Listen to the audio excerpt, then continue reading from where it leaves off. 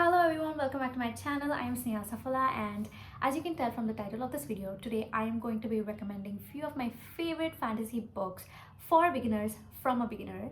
I read fiction for fun, and to be specific, I read romance books for fun. That is my go-to genre. But when it comes to contemporary romance, it might get quite repetitive. You feel like you're reading the same things over and over again. That is until I found fantasy books. Obviously, because I feel like fantasy books has like a lot of things to offer, especially in terms of the plot, because there's a lot of things happening and you gotta keep up with it. If you are a romance reader like me who is genuinely trying to get into fantasy, and if you're a beginner to fantasy books, I'm going to be giving you a few tips into how to get into fantasy. My first tip would be, do not get intimidated by the size of the books. I know a few of the fantasy books has like whooping 1,000 pages to read, but trust me, as you keep on reading, it does not feel like you are reading a book. It feels like you are in the world where magic exists, and the world is just better because magic exists. And trust me, you're going to have so much fun reading fantasy books. My second tip would be that try to read the back of the book, or try to read reviews on these books, because I feel like with fantasy the books are huge, right?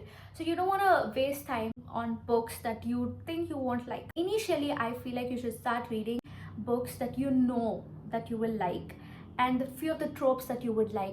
My third tip is that if you started reading fantasy and if you don't understand the world, their world does not necessarily work like the world that we are living in, and their world is obviously better and so much more fun. But yeah, if you do not understand the world when you're reading fantasy, give it time. Give it time. Especially when I was reading Crescent City by Sarah J. Maas, I didn't know what they were talking about for like 100 pages. I didn't know what she was talking about. I didn't know how their world worked. There's all these new terms that she keeps using, and I didn't know what it meant, but it's okay. But it's okay. You're not meant to understand anything until you're like 50 pages, 50 to 100 pages in when it comes to fantasy. As you go through the books, as you keep on reading, you will eventually understand, and it's okay to take time to understand the world. So the first book that we are going to be talking about in this video is Powerless and Reckless by Lauren Roberts. This is a trilogy, and the second book came out recently, and can't wait to read the third book. And there's also a novella in between Powerless and Reckless, which is called Powerful. The idea in this book is that there are two types of people in their kingdom. One, who are ordinary, who do not have magic, like me, like us. The other type of people are elites. So basically, ordinary people are banned in their country. And the king orders his enforcer, who's none other than his son, Kai Azar, to hunt down all the ordinaries in their kingdom and to kill them. Guess who's the ordinary? Take a guess. So the ordinary in this book is Peyton Gray. There are a lot of ordinaries, but one of the ordinaries is Peyton Gray, who is pretending to be a psychic and who's fooling everyone that she's a psychic and that she has power. If you like enemies to lovers, dual POV, forced proximity, and dagger to the throat kind of vibe, then you will definitely love this book. The characters in these books have like a soft spot for me, because I absolutely love and adore Kai and Peyton. God, the tension in this book, the chemistry was chemistrying in this book. It's more of a romantasy than fantasy, and if you love Hunger Games, you will definitely love this book. I gave the first book 5 stars. The second book I gave 4.5 stars. The first book ends with a cliffhanger, but after reading the first book, I felt like the second book was a little underwhelming. I felt like a lot of the scenes were repetitive. But the ending, just know that there was a lot of screaming during the ending. Okay, so the next series that I'm going to be talking about is my favorite. It's in my top 3. That is none other than ACOTAR by Sarah J. Maas. I will read everything that she writes, like everything. I've read ACOTAR, I've read Crescent City. I'm like reading the 6th book in the Throne of Glass series. I'm going to be making a separate video on all things Sarah J. Maas, so wait for it.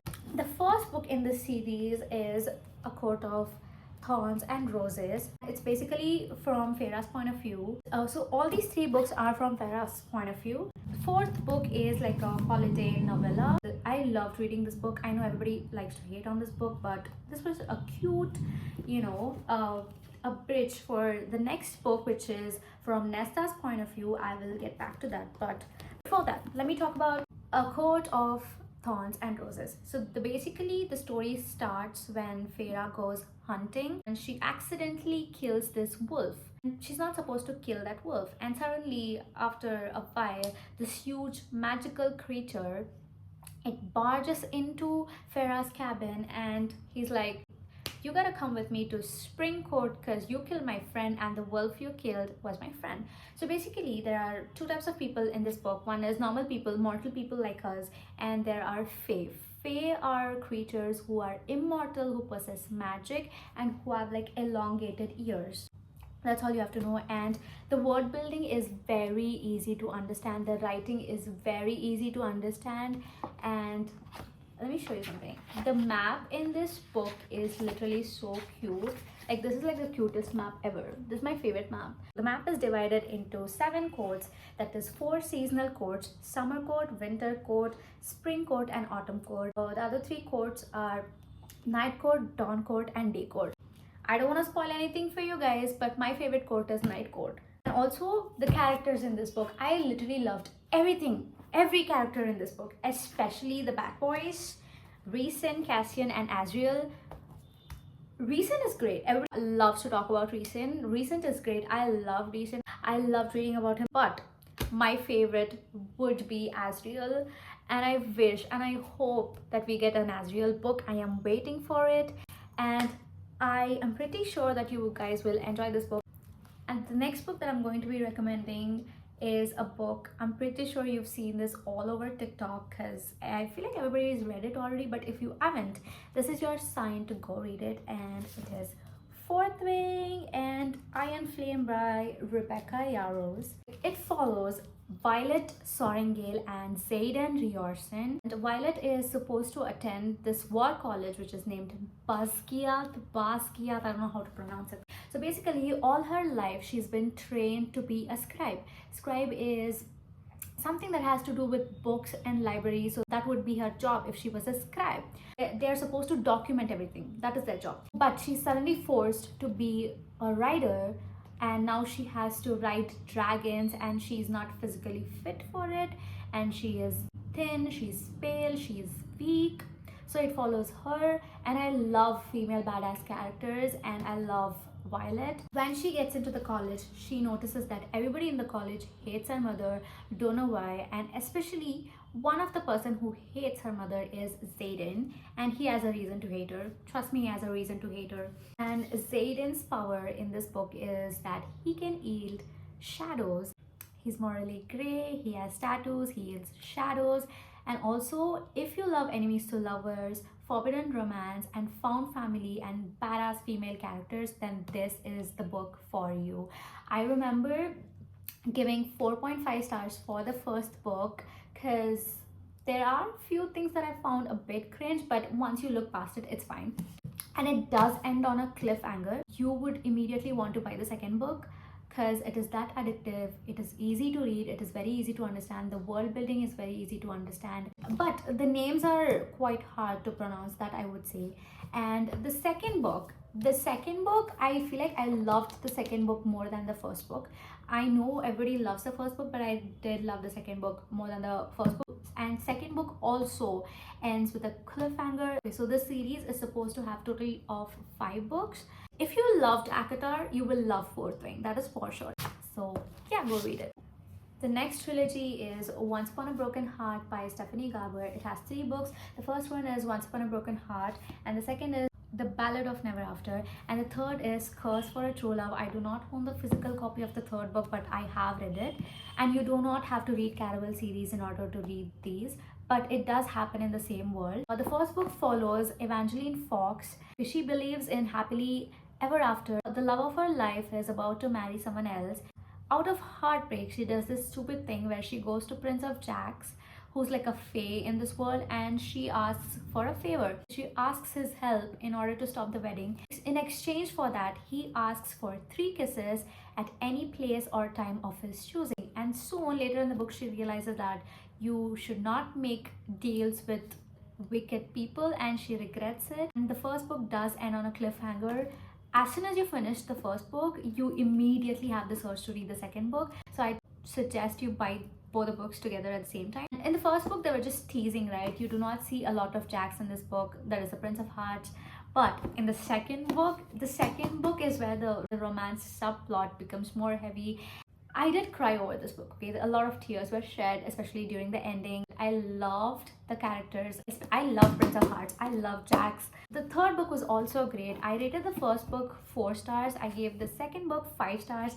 And I gave the third book 4.5 stars. Because I felt like in the third book, I expected a lot more, but it was kind of underwhelming, but still it was really good. I enjoyed reading it because obviously I love these characters. I love Jax.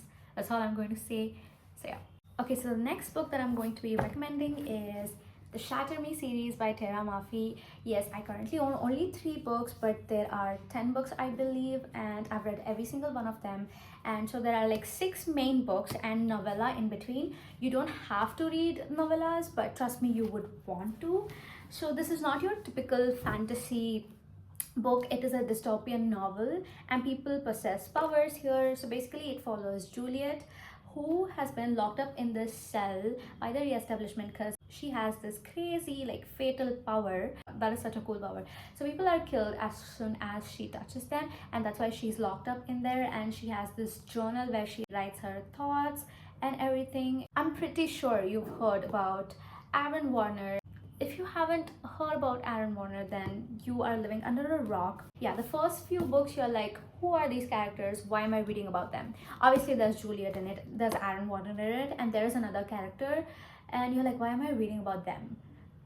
And then you'll be like, no, okay, that makes sense in the third book when you actually see Aaron Warner, because in the first 2 books you just get glimpse of Aaron Warner and you are like, should I continue with this series or not? But trust me, you will enjoy it once you get through the first 2 books. The third book is where it gets better. So initially it was supposed to be a trilogy, and then the later author decided that she would continue with this series. And I love Aaron Warner, I love Juliet, I love Kenji, I love all the characters in this book. I love Nazira as well, but Kenji is my favorite. I feel like everybody should have a best friend like Kenji in their life. If they don't, then that's just sad.